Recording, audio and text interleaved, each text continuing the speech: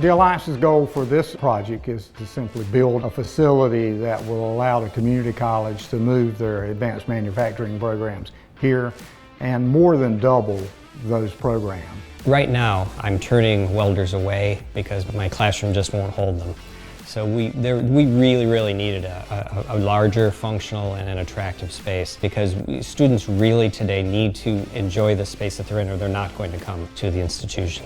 For me, the goals are to provide opportunities for the citizens of Johnston County to get the training and then go find a job where they can make a really good living, can spend more time with their families and in their communities. So to me, it's about the opportunities for the people of Johnston County.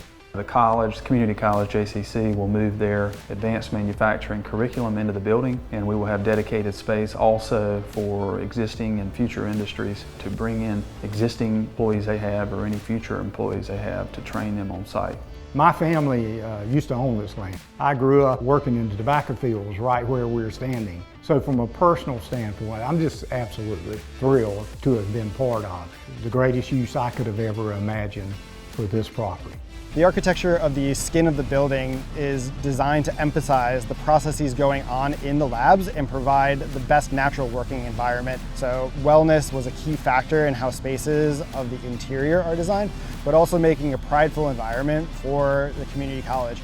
We are currently finishing up our steel structural and moving into the interiors phase. This is a major milestone for completing this project by next summer.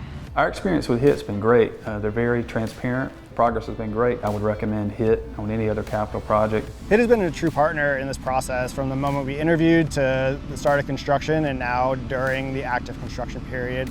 I've been involved in a number of construction projects on college campuses. This one is by far the smoothest. And then when I came out to the site today and I saw that the steel's already up, I said, this is going to be outstanding. I'm going to be in this building when you said I was going to be in this building, and it's going to be great.